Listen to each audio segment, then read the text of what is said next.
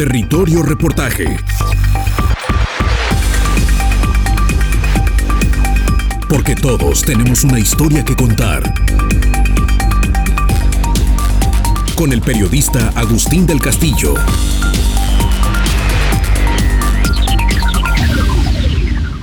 Serán debilitados por el hambre y consumidos por la plaga y destrucción amarga. Dientes de fieras enviaré sobre ellos, con veneno de serpientes que se arrastran en el polvo. Se comerá la cría de tu ganado y el fruto de tu suelo, hasta que seas destruido. Tampoco te dejaré grano, ni mosto, ni aceite, ni el aumento de tu ganado, ni las crías de tu rebaño, hasta que te haya hecho perecer.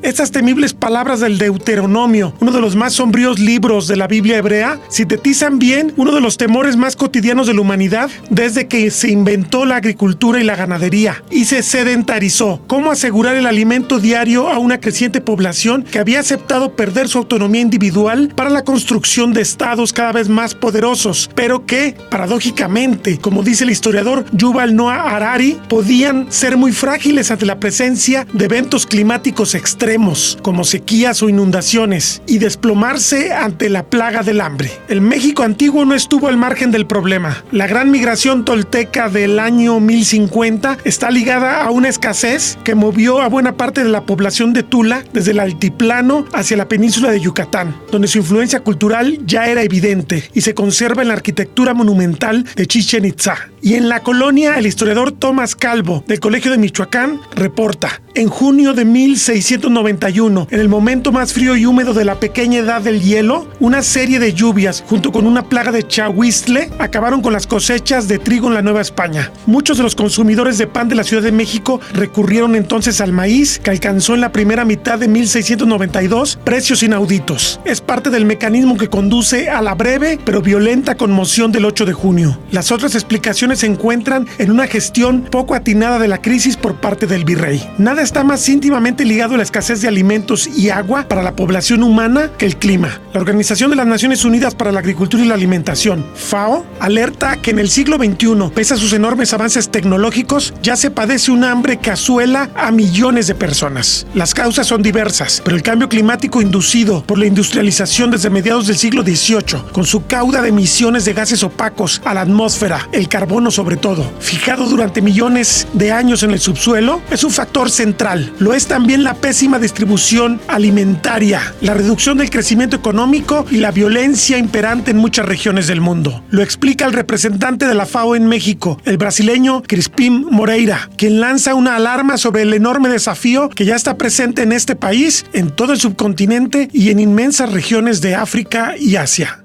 Lastimosamente, el último informe que a FAO publica, que lhe chamamos o Estado Mundial da Seguridade Alimentar, demonstrou que lastimosamente aumentou o número de pessoas em situação de insegurança alimentar no mundo. Veníamos de um decênio que estava reduzindo e nos últimos 2 anos inverteu essa tendência e aumentou o número de pessoas. Há 2 ou 3 anos somávamos lastimosamente 755 milhões de pessoas e agora fomos para 835 milhões. 3 fatores determinaram nesses últimos 3 anos esse aumento da insegurança alimentar no mundo. Um foi o tema dos câmbios climáticos, sequia, inundações, os efeitos dos câmbios climáticos na produção de alimento, consumo, bem-estar das pessoas nos territórios. Terceiro, a violência. Conflitos sociais, conflitos nos territórios.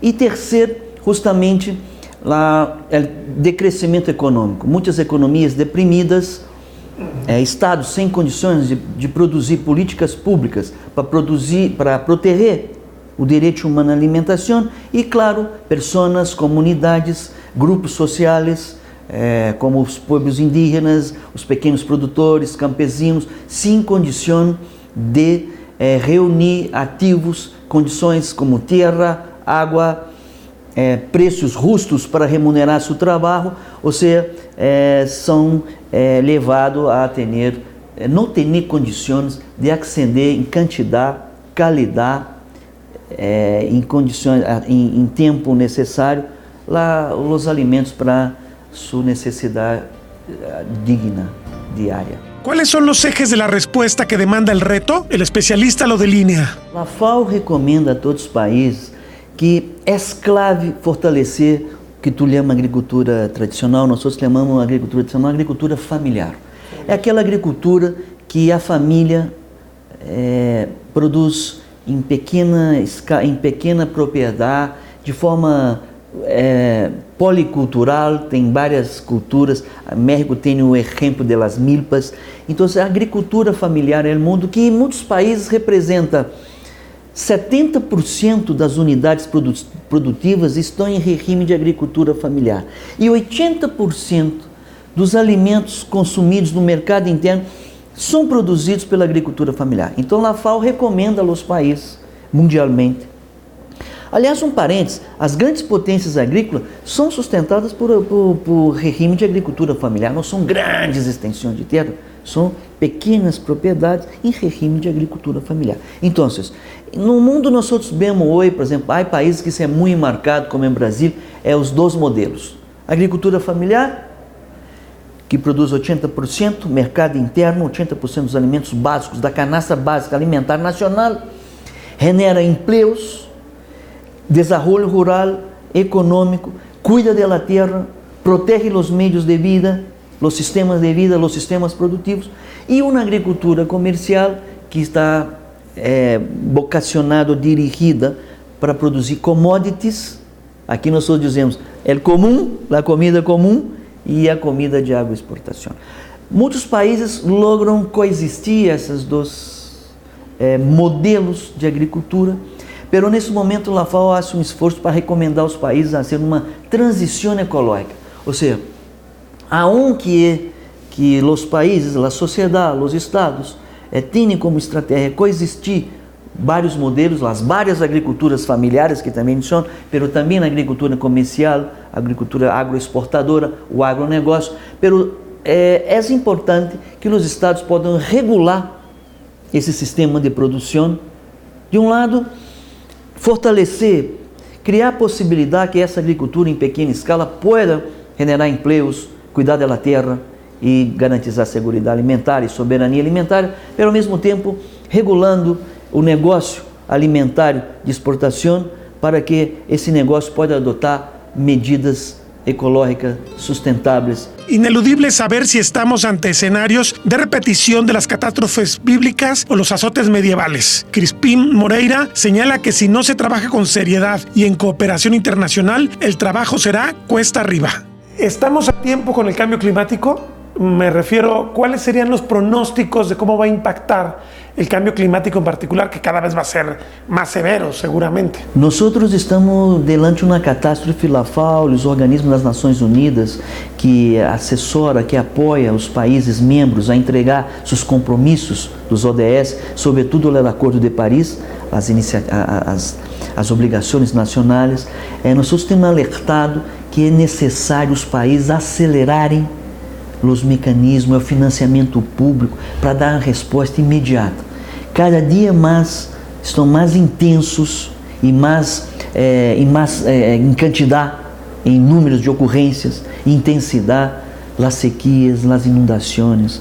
E o problema mais grave é que são justamente os mais pobres, que são os mais que sofrem mais com os efeitos dos cambios climáticos. El responsable en México del protocolo de Nagoya, Alejandro Callejas, un acuerdo internacional para proteger los derechos de los países y los pueblos indios sobre su biodiversidad, advierte las tempranas consecuencias. Es este tipo de éxodos que estamos viendo, habría que analizarlo todavía. En el reporte pasado que se hizo de adaptación hace 2 años, que hizo el IPCC, ya comenzaba a reconocer y hablar de refugiados climáticos. Entonces, nosotros no podemos saber, por ejemplo, cuántos de estos refugiados vienen de procesos sociales y cuántos vienen de procesos ambientales, pero sí hay procesos ambientales fuertísimos. Toda la franja de Centroamérica es muy pequeña y entonces recibe, ante el aumento de los fenómenos climatológicos extremos, tanto del Pacífico como del Atlántico. Entonces, cuando sufren ese tipo de embates, se acaban bosques completos, se acaban selvas completas, y eso obliga a que la gente cambie sus modos de vida y sus sistemas de producción, y a veces simplemente ya los ecosistemas no son resilientes. La gente tiene que migrar, tiene que comer y tiene que vivir. No, y directamente, porque indirectamente también pues se ha investigado mucho que la violencia también tiene que ver con ciertas exacerbaciones, no sé, hasta un tema de calor, de falta de espacio. Es correcto, ¿no? Hay muchos estudios en psicología social que te dicen que cuando existen estos máximos climáticos de altas temperaturas durante muchos días, pues no solamente las enfermedades y las muertes aumentan, también las tensiones. Digo, yo no, aquí en la Ciudad de México, pero bueno, ya no es de la Ciudad de México, porque también en Guadalajara, también en Monterrey, en Puebla, estar con 35 grados, hora y media en el tráfico, pues independientemente de las emisiones, van a hacer que cualquier actitud que tome otro conductor hacia ti, pues repercutan en una serie de tensiones difíciles de solucionar, solamente entendiendo que quizás pues las condiciones no son las adecuadas. El hambre es uno de los grandes azotes de la humanidad, sobre todo a partir de que los seres humanos empezamos a asociarnos en grandes proyectos políticos. El hambre ha sido un problema recurrente debido a factores naturales y a factores sociales. Lo paradójico de nuestra época es que tenemos toda la tecnología y todas las posibilidades para producir alimentos suficientes para una humanidad que por otro lado es enorme. Tenemos, sin embargo, un problema de distribución que hace que amplias regiones del mundo no tengan alimentos suficientes, mientras otras tienen alimentos en exceso. Más allá de eso, viene otra época sombría porque el cambio climático es una realidad. El cambio climático va a generar un trastorno serio en el clima y esto implica un cambio para las zonas de cultivo, para las zonas altas productoras de alimentos. La humanidad tendría que empezar a comprender la necesidad de proteger esos valles, esas mesetas, esas regiones en las cuales se están produciendo grandes cantidades de alimento de origen vegetal y animal para poder prever lo que viene. México en particular, Jalisco también, tiene una tradición importante en producción de alimentos. De hecho, Jalisco es primer productor nacional. Sin embargo, no estamos haciendo nada para proteger las zonas que generan las posibilidades para los amplios valles. Hablo, por ejemplo, de los bosques, hablo del agua, hablo del clima y del paisaje. Son cosas fundamentales que no estamos protegiendo y que tarde o temprano van a repercutir en la pérdida de zonas productivas.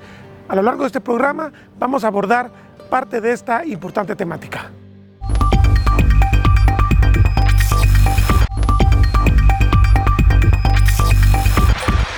La ONU define la hambruna cuando al menos el 20% de los hogares de una zona se enfrentan a una grave falta de alimentos. Las tasas de malnutrición aguda superan el 30% y 2 o más personas por cada 10.000 mueren al día, señala el portal Europa Press. En 2011, Somalia sufrió una hambruna que mató a 260.000 personas en las regiones del sur y el centro del país. La hambruna fue declarada en julio, pero la mayoría de las víctimas ya habían fallecido para mayo. Años de sequía, que también han afectado a Kenia y Etiopía, han golpeado las cosechas y el conflicto ha hecho extremadamente difícil para las agencias humanitarias operar y acceder a las comunidades en el sur del país. La ONU dio por concluida la hambruna en Somalia en febrero de 2012. En Corea del Norte, entre 1995 a 1999, murieron de 2.8 a 3.5 millones de personas por desastres naturales que propiciaron hambre y desacertadas políticas gubernamentales. Entre 1984 y 1985, el gobierno etíope de Mengistu Haile Mariam no quiso reconocer al mundo una hambruna colosal que mató a 1 millón de personas. Entre 1970 y 1975, el gobierno de los Jemeres Rojos en Camboya derivó en un desastre económico combinado con fenómenos naturales extremos. Se calcula que murieron 2 millones de camboyanos. Documentado de forma rigurosa por cientos de científicos destacados de múltiples países, ha alcanzado un consenso sobre un fenómeno real que en el caso de nuestra era ha sido potenciado por la destrucción y transformación de la biosfera que ha hecho el hombre. De estas evidencias se pasó a acuerdos entre los estados nacionales, especialmente en la Cumbre o Conferencia de Partes de París de 2015, base de un acuerdo multilateral que en caso de no aplicarse podría ocasionar desastres severos en muchas zonas del planeta. planeta. Lo explica Alejandro Callejas, experto en biodiversidad. Bueno, el último reporte del panel intergubernamental de cambio climático, que se le ha conocido como el reporte del 1.5 grados, ¿no? Donde ya era algo que se venía trabajando desde hace casi 10 años, en donde la comunidad internacional de científicos que está trabajando en el tema construyó un escenario para decir, bueno, ya no vamos a hablar de que quizás aumentemos 2 grados, o quizás aumentemos 4 grados, o quizás aumentemos 1 grado. Vamos a ver qué pasa si solamente aumentáramos 1,5 grados de temperatura promedio a nivel global. Y bueno, las afectaciones y los resultados de ese estudio son importantes. Una es que si el día de hoy dejáramos de utilizar combustibles fósiles, dejáramos de hacer todas las emisiones que hacemos que catalizan el calentamiento global, si hoy dejáramos como humanidad, todo el planeta dejara de hacerlo, de todos modos la temperatura va a subir 1 grado. Pues no importa lo que hagamos, imagínate lo que significaría que hoy todos dejaran de utilizar petróleo, derivados del petróleo, gas natural, etcétera, a nivel global, pues eso de todos modos ya no evitaría ese marco tendencial que tenemos, entonces eso es importante. Pero todavía los resultados dentro de esa modificación de temperatura tienen afectaciones serias, pero no afectaciones tan catastróficas. Si nosotros aumentamos 1.5 grados, que es lo que creemos que va a suceder, porque los cambios en el uso de tecnología y el crecimiento de la economía hacia allá nos está impulsando, va a tener afectaciones bastante serias dentro de muchos aspectos de la vida cotidiana que tenemos. Una de las afectaciones, por ejemplo, que sí tiene que ver con la biodiversidad, pero que tiene que ver más bien con nuestra vida cotidiana, es por ejemplo el tema de los fenómenos hidrometeorológicos y de los golpes de calor. Ya estamos viendo lo que está pasando ahora, pues se va a acrecentar. En el tema de biodiversidad, ya con la modificación de 1 grado, tenemos que muchos de los ecosistemas tendrían afectaciones bastante serias en su estructura y eso significa erosión y pérdida de capital genético. Si pasa del 1.5 o está por arriba un poco del 1.5, nos vamos a quedar sin corales. Eso ya es un hecho. Entonces necesitamos evitar que eso suceda. Porque también de muchas de las cosas que nosotros utilizamos, y es algo normal, pues casi todo lo que hay en la tierra. Pero del mar sabemos mucho, pero es relativamente poco comparado con lo que sabemos de los ecosistemas terrestres. Entonces, ahí pueden estar la cura de muchas enfermedades, ahí pueden estar no solamente medicamentos, también alimentos, también otro tipo de cosas que necesitamos, pero sin embargo todavía no lo sabemos y en este marco tendencial, pues puede ser que lo perdamos antes de conocerlo. Entonces eso es bastante grave. Y el marco que marca este estudio nos dice que entre 2030 y 2050 es posible que lleguemos a ese 1.5 grados. También nos habla de una curva que en inglés se llama overshoot, que en la traducción en español es muy rara porque es como cuando sobrepasas algo, ¿no? Si nosotros, digamos, no tenemos esa curva que se llama como de business as usual, donde va creciendo la cantidad de emisiones y va creciendo los grados de temperatura, si pensamos que, por ejemplo, a lo mejor entre 2030 y 2070, en lugar de tener 1.5, vamos a tener 1.7 o 2 grados, y hacia 2100 esos 2 grados van a bajar hacia 1.5 o hacia menos de 1, ese periodo de tiempo que vamos a pasar por encima del escenario de 1.5 grados es lo que se ha denominado overshoot climático. Si nosotros sobrepasamos eso, casi todos los tipos de ecosistema que conocemos hoy van a tener un impacto.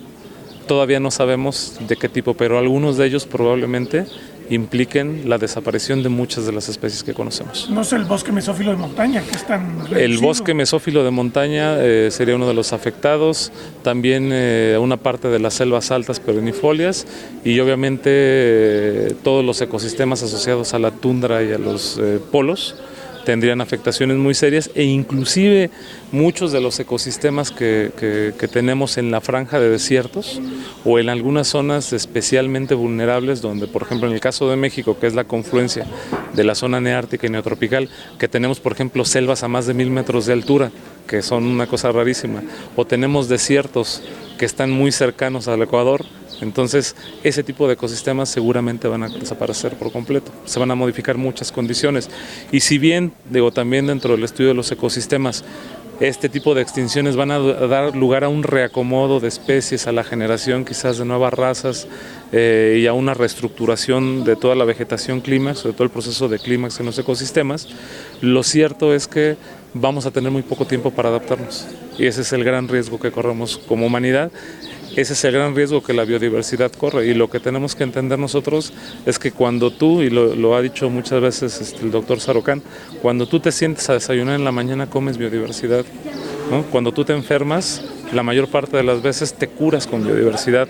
Cuando tú te pones una crema, utilizas un perfume, es biodiversidad también. Entonces, muchos de los flujos económicos que tenemos como sociedad y mucho de nuestro bienestar humano dentro de la sociedad depende de que la biodiversidad en los ecosistemas se encuentre en un proceso de equilibrio dinámico y no esté resultando afectada por estos fenómenos extremos que seguramente no solamente van a afectar a los ecosistemas. Si algo tan organizado como un ecosistema resulta afectado a un punto donde puedes perder la mitad de todos los flujos que la Tierra ha tardado millones de años en generar, imagínate que no nos va a pasar a nosotros. Pero con el paso de los años, sobre todo desde 2017, se han acumulado factores hostiles al respeto de los acuerdos. Se trata de gobiernos de corte nacionalista populista que emergieron sobre la ola de la crisis de credibilidad del modelo de la globalización y que en algunos casos no les interesa cumplir lo que ven como un condicionante fuerte para el desarrollo de su industria nacional. En los casos extremos, como el de Estados Unidos, con Donald Trump, hay un auge del negacionismo de los efectos de la economía humana sobre la salud del planeta, fuertemente incentivado en intereses extractivistas que temen la desaceleración de su crecimiento. Es la pregunta inevitable para el representante de la FAO en México. ¿Cómo ve esta emergencia de gobernantes populistas, nacionalistas en todo el mundo, Estados Unidos, México, Brasil, otros países de Sudamérica, Europa del Este, presidentes que ya no ven una lógica como de compromiso internacional que implicaba el Acuerdo de Cambio Climático y que de repente, pues bueno, en el caso de Brasil, usted lo conoce mejor que yo, la Amazonía es de Brasil y la comunidad internacional no tiene por qué intervenir. Este tipo de actitudes abona realmente a enfrentar con resiliencia, con inteligencia el cambio climático? Não, nós temos no sistema das Nações Unidas, nós vemos como uma crise, nós hoje necessitamos enfrentar esse fenômeno que está em barra, o tema do multilateralismo. O sistema das Nações Unidas está aí, é uma prova que é possível os países não terem uma renda global comum para proteger o bem comum que é o planeta Terra, para proteger as pessoas, as comunidades, que nadie queda atrás frente ao desenvolvimento sustentável. Pero nesse momento realmente nós na América Latina, Europa, nós vemos realmente uma crise da capacidade dos países atuais se sumar num pensamento multilateral para promocionar a paz através de cooperação para o desenvolvimento. Bueno, la FAO nós temos uma boa experiência com México. La FAO nós temos um projeto muito exitoso que se chama Mesoamérica Sin Hambre. Le chamamos cooperação Sul-Sur triangular. Ou seja, FAO, México, com os saberes, os conhecimentos dos mexicanos, produzido em Senacica, na pesca, onde nós compartilhamos esses saberes, essas tecnologias com os países hermanos de Centroamérica, como Guatemala, Honduras, El Salvador, Nicarágua. Esse é um projeto que tem 3 anos, onde os mexicanos, por exemplo, as cisternas, que é uma tecnologia de armazenar água, os comedouros escolares, enfim. Então, de todos modos, aunque há uma crise, mas também temos bons exemplos que podem ser multiplicados. A FAO no próximo ano vai realizar sua conferência regional para a América Latina e Caribe. Seguro que nós vamos confirmar com os países membros uma das prioridades, que é promocionar a cooperação Sul-Sur triangular. E esse exemplo que México tem através da MEXID, do Ministério de Relações Exteriores, é um exemplo para outros países. é muito reconhecido e tem efeitos muito concretos. Ou seja, país hermano preocupado com o desenvolvimento e cooperar para promocionar desenvolvimento. Ou seja, compartilhar seus saberes, porque nós outros sabemos, países pequenos às vezes não têm condições de financiar a investigação. Né? E aqui, felizmente, México tem um sistema público de investigação, tem universidades que estão no ranking das melhores, entre as 50, 20 melhores universidades que entregam investigação, enseñança e vinculação. E isso, os mexicanos, a experiência que nós outros temos com FAO é um exemplo de possibilidade de se mover numa renda de cooperação, sobretudo entre os países sul-sul, ou seja, países em desenvolvimento.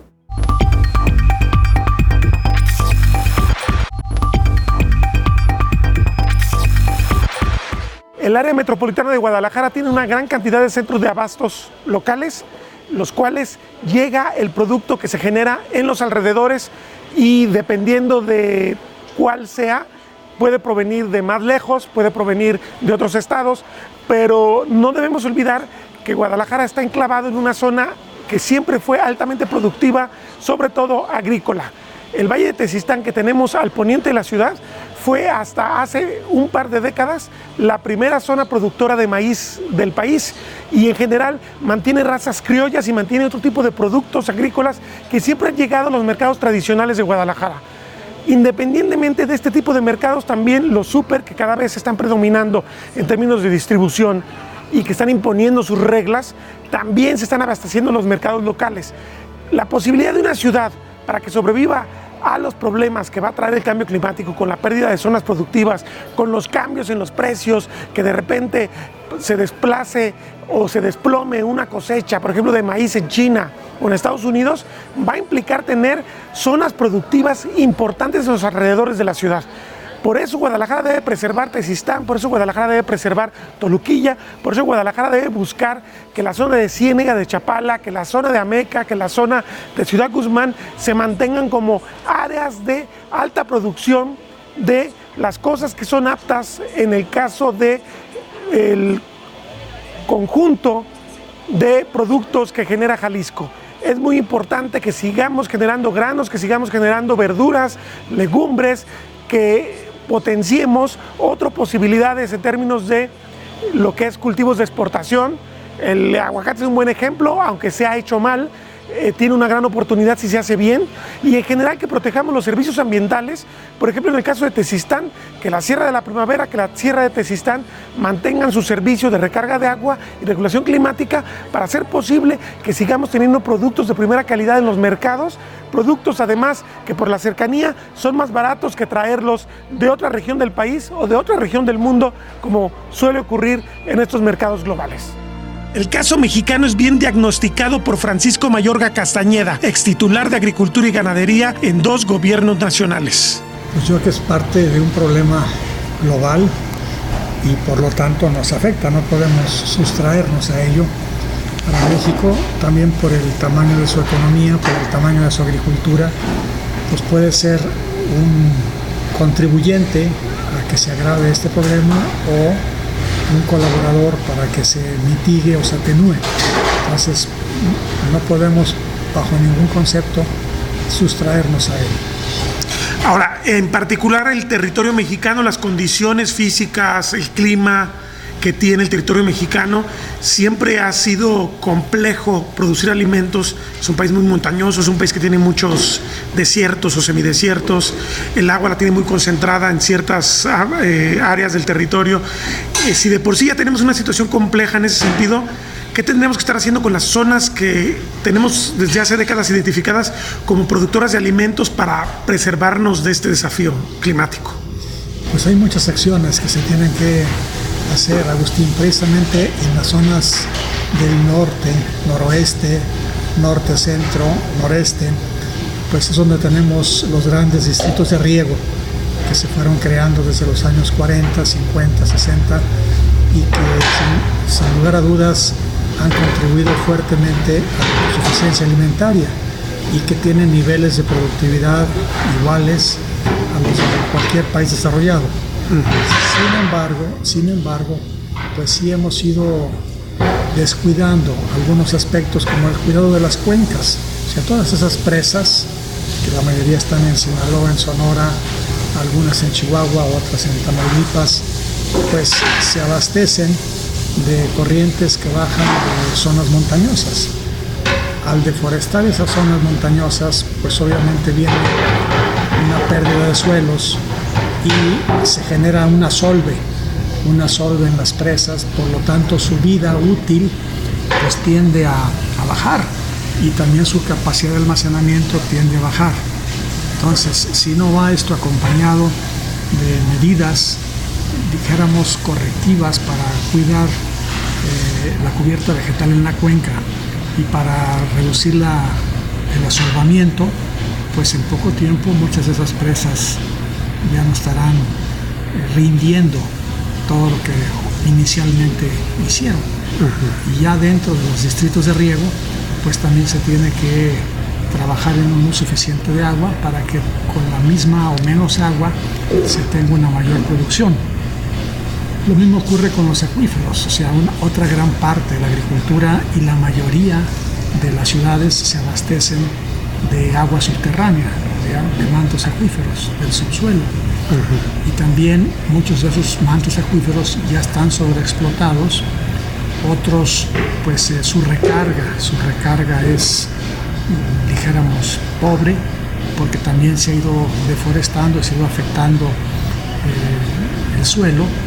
Y bueno, pues también ahí tendríamos un problema no solo para la agricultura, sino para las grandes ciudades. Ya lo estamos viviendo en la zona, por ejemplo, del Valle de México, cómo se ha ido hundiendo el suelo del Valle de México en algunos puntos hasta 10 metros. Y bueno, si eso continúa, la ciudad ya no será viable.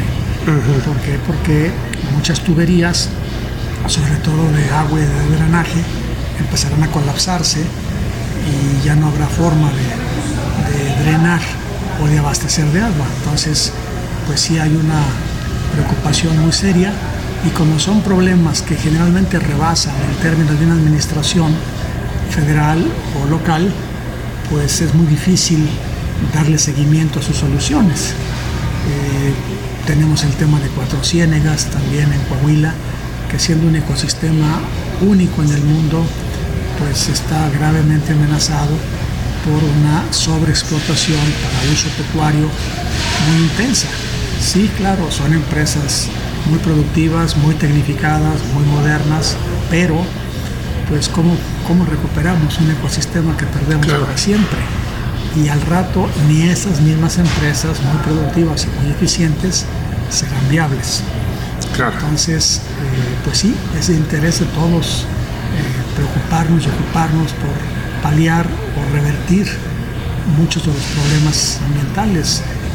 Aquí mismo en Jalisco, pues el gran desarrollo de los berries y los aguacates, a veces del agave, de los que nos sentimos orgullosos, pues se hace a costa de recursos naturales, al cultivarse en suelos frágiles, al derribarse bosque, al perforar a grandes profundidades o arrastrar agua de muy larga distancia, agua que a veces necesitan, pues dijéramos, núcleos humanos. Entonces, pues sí, aquí muy cerca estamos empezando a vivir y a padecer todo eso que vemos en las noticias. Ve como una gran fragilidad la progresiva destrucción de la clase media campesina, lo que debilita fuertemente la cultura del desarrollo rural. Sobre todo el sector ejidal, muchas veces no tienen ni los medios ni los incentivos para cuidar su territorio en el largo plazo. Hay diferentes factores, lo hemos platicado usted y yo varias veces, pero digamos, eso es una realidad. La otra realidad es la agricultura a gran escala, la agricultura con criterios meramente de negocio, que muchas veces opera en terrenos rentados, porque a veces es más fácil o más barato rentar un terreno que comprarlo. Y pues en ese sentido la preocupación es lograr el retorno a la inversión lo más rápido posible. No importa que al final pues quede ya muy deteriorado el recurso, llámese suelo, llámese agua, llámese vegetación, llámese biodiversidad. Entonces sí, coincido con usted en que tanto en la base de la pirámide social del campo como en la cúspide de la pirámide social del campo, pues en un caso no se puede a veces cuidar el recurso, en otros casos no se quiere cuidar el recurso. Y desgraciadamente, y es un fenómeno también mundial, la clase media rural se está extinguiendo. Tampoco han funcionado los mecanismos de las cooperativas, lo que es un misterio en el contexto de la realidad mexicana en contraste con otras zonas de América Latina.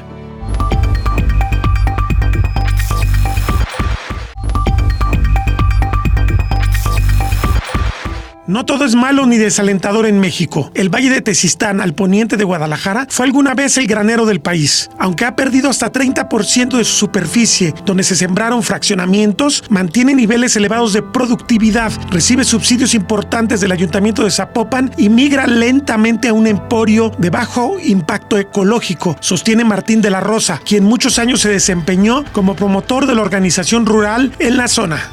Yo creo que será un 70% de lo que era prácticamente el área agrícola.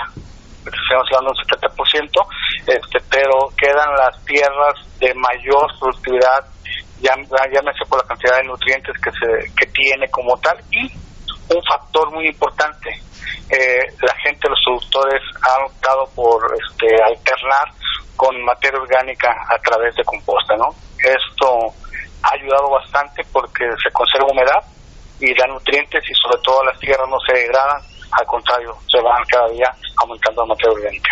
Entonces, por lo que me dices, se conservan todavía 70% de las tierras que eran productivas en los años 70, digamos. El 30% restante sería infraestructura y sobre todo vivienda. Así es, aproximadamente sería la superficie que está actualmente. Ahora, tú hablas del tema de la composta, del tema del orgánico. Hay un factor también que habría que valorar. Es una zona de recarga de agua, de alta recarga de agua que consume la ciudad. Entonces creo que es muy importante que la gente sepa que no están utilizando químicos ni nada, porque eso se infiltra al acuífero, ¿no? Definitivamente eso ha ayudado a mitigar la pluma de contaminantes que anteriormente pues todos los productos agroquímicos, pesticidas, herbicidas, pues realmente afectaban, ¿no? Y ahorita ya se va contrarrestando esto a una agricultura más amigable y sobre todo sustentable. Señala que la amenaza urbana será contenida si se valora la importancia del valle, una zona de alta productividad de alimentos que puede aminorar los impactos de las crisis alimentarias para Guadalajara. ¿Qué le pasaría a Guadalajara como área metropolitana si perdiera esta zona productiva tan importante? Pues prácticamente estaríamos perdiendo un proveedor de alimentos para la zona metropolitana, pues ya por la proximidad del área urbana, pues se minimizan costos de traslados y todo, teniendo aquí el producto como tal. Hablamos del tema agrícola, del tema ganadero, que son proveedores de suministros para Zapopan y para la zona metropolitana, ¿no? Entonces creo que además, y son de calidad. Claro. Todo está fresco y en tiempo, ¿no? Esa es la gran ventaja y es el beneficio que tiene directamente la zona metropolitana de Guadalajara. El investigador Salvador Mena Munguía señala que producir mejor, con baja carga ambiental y proyectos de largo plazo es perfectamente posible. También destaca el papel de la innovación para hacer frente al hambre. No es una utopía porque de hecho ya ha habido mucho desarrollo tecnológico en el ámbito. Se habla pues de controles biológicos, vamos a decir, de manejo del suelo de una manera, ¿cómo se llama? Labranza mínima, ¿no? Para no perturbar los procesos biológicos que el suelo, no hay que olvidar que es un ente vivo el suelo, y si lo estamos atacando cada rato y disgregando y volteando y todo, pues lo estamos, antes se hablaba con mucha elegancia de decir, volteas el suelo y todas las plagas quedan expuestas a la radiación solar y se mueren. Pues sí, pero también se mueren los organismos benéficos, ¿no? Y entonces el suelo se vuelve estéril, ¿no? Y lo hemos comprobado ya en muchas áreas, además del abuso de los fertilizantes químicos. Pero ya están formándose también fertilizantes biológicos de buena calidad. Yo creo que habría que invertir más en ese tipo de investigación, en los centros de investigación, en las universidades, y generar los recursos y aplicarlos. Porque quiero decirlo que aquí también, en el CUTBA se han generado una gran cantidad de desarrollos tecnológicos y están ahí. están guardados, ¿no? Con todo y que los hemos puesto a disposición de las entidades. Pongo un ejemplo, el doctor Rogelio Lepis Ildefonso formó 4 variedades de frijol para el occidente de México, de muy buen comportamiento, buen rendimiento y demás. Recibió el premio Coecit Jalisco del 2012, me parece, no me acuerdo exactamente el año, y no se han usado las variedades, no ha habido transferencia de tecnología, no ha habido quien la replique. Claro, son transgénicos, son mejoramientos. Convencional. Okay. Y ahí están guardados, ¿no? O sea, y hay carencia de variedades. Se premia una investigación si no hacemos nada con ella. Es increíble, ¿no? Entonces, sigue habiendo ese divorcio entre la base de el que genera los resultados de investigación y que es tecnología en potencia, y el uso de la misma a través de programas de transferencia de tecnología. A Jalisco le hizo un programa de transferencia de tecnología y capitalizar no nomás lo que ha hecho Cutbal, lo que pudo haber hecho el ITA en Tlajomulco, lo que puede haber hecho la Autónoma de Guadalajara si tienen algún programa similar. No se han aprovechado estos resultados. Hay un problema de distribución de alimentos, no tanto de falta de producción. Por eso, con la biotecnología hay que andarse con cuidado, añade. Pero el proceso de domesticación de plantas mexicano es prodigioso con sus respuestas a la sequía y la escasez. Así es, sí, es una mala distribución, es principalmente una mala distribución de alimentos en el mundo, pero sí hay la respuesta para alimentar las poblaciones. Ahora, ellos regularmente aparecen en escena con mucha fuerza, en algún tiempo lo hicieron cuando era secretario de Agricultura Alberto Cárdenas, cuando hay escasez, cuando hubo, por ejemplo, en 2008, cuando tuvimos el problema de escasez de maíz y que aumentaron los costos y demás, salieron a la palestra para decir, nosotros tenemos la solución, con los transgénicos se produce más. No es cierto, no han demostrado ser productivos más allá de un 20 a un 30% con toda la tecnología que ellos plantean, que además es más cara. Y si lo comparamos en términos económicos, salen a la par, igual que con cultivos tradicionales. O sea, no hay una ventaja. Esa es una. La otra, han hablado mucho de desarrollos, por ejemplo, de resistencia o tolerancia, no hay resistencia, tolerancia a la sequía y a las altas temperaturas, que para favorecer a países, que, por ejemplo, los que están en África y demás. Y finalmente no lo hacen. Sigue siendo como... Esto potencialmente lo ofrecen los transgénicos. Pues potencialmente, pero ya pónganlo en la práctica, ¿no? Demuestren que apoyaron a Nigeria, algún país que tenga necesidades fuertes, con un desarrollo transgénico que no tenga que ver con interés comercial, ¿no? Y uno se preguntaría, las razas criollas adaptadas a climas secos, son una adaptación evolutiva. Así es. Eficaz, ¿no? Y la tenemos en México. Sí, de hecho, la región esta semiárida de Zacatecas, Aguascalientes, Durango, pues es generadora de ese tipo de materiales genéticos, ¿no? Y los materiales como cafime, como otros que son de los años 60, cuando se empezó a trabajar con ellos, siguen siendo válidos, siguen teniendo una buena respuesta a las condiciones de poca humedad y de sequía. Y pues materiales que fueron hechos hace muchos años. Pero el tiempo, como decía el poeta Charles Baudelaire, come vida. Y literalmente, dado el espectro de hambre que ya flota en el ambiente, donde la otra realidad dramática es la sobrepoblación, sostiene el representante de FAO en México, Crispín Moreira. Nas Nações Unidas nós temos uma agência de população, a UNFPA, que cuida desse tema, que analisa esse tema. No caso nosso da FAO, nós nesse momento estamos produzindo os estudos e orientando os países para... Nós sabemos que ao 2050 vamos ter 9 mil milhões de pessoas no mundo e nós temos a necessidade de duplicar a produção de alimento. Então, a FAO tem hecho estudos, tem investigações e está desenhando políticas públicas para os países, porque, por exemplo, esta meta de nós quase que duplicarmos, na verdade, temos que aumentar em 60% a produção para alimentar a população ao 2050. Mas há 2 fenômenos que nós já temos que começar já. Um são as perdas de desperdício. Há cadenas produtivas que se perde ou se desperdiça entre a terra e o plato, 65% se bota. Se bota na cosecha, no transporte, no almacenamento, no processamento e nas casas das pessoas. 30%. Ou seja, seria possível Uma meta das ODS é reduzir a metade o desperdício hoje no mundo, pero nós poderíamos aumentar 1/3 a produção hoje se o desperdício fosse zero. Esse é um fenômeno. Bom, o outro fenômeno é que tu te comentou, que é a intensificação e a ocorrência de efeitos de câmbios climáticos, como sequia e inundações, que nós também, se nós logramos enfrentar, sobretudo, por exemplo, sequia, a FAO tem muita preocupação com a desertificação, o manejo ecológico, o manejo dos suelos, porque, por exemplo, há países que 57% dos suelos agrícolas estão em situação de alta degradação. Então, esses fenômenos complicariam a nossa capacidade de alimentar a população ao 2050.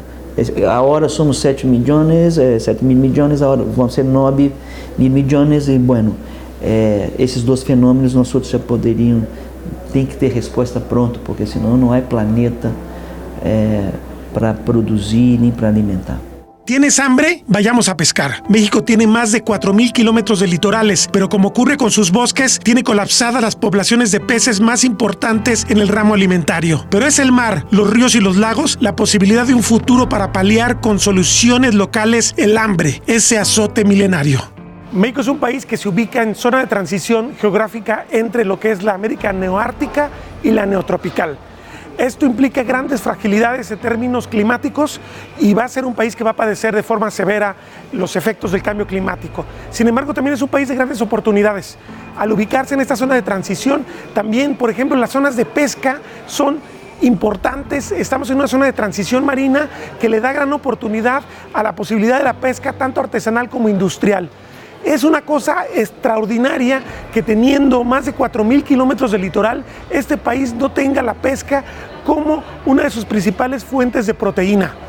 No tenemos una política verdaderamente establecida para generar alimentación entre las clases bajas, las clases medias del pescado, y va a ser fundamental que aprovechemos bien nuestros litorales para poder llevar este tipo de productos marinos hacia las casas y podamos enfrentar la crisis alimentaria que se viene con el cambio climático. Es entonces una política pendiente también el tema de los productos del mar, pero necesitamos aprender a manejar el mar, necesitamos aprender a no saturar de ciertos productos y generar estos colapsos de las cadenas alimenticias que está provocando también extinciones masivas de peces en nuestros litorales. México tendría que tener una capacidad productiva mínimo del tamaño de Chile o Perú, o Canadá incluso, y sin embargo estamos muy lejos de ser un país que produzca pescado y que coma pescado. Territorio Reportaje. Porque todos tenemos una historia que contar. Con el periodista Agustín del Castillo.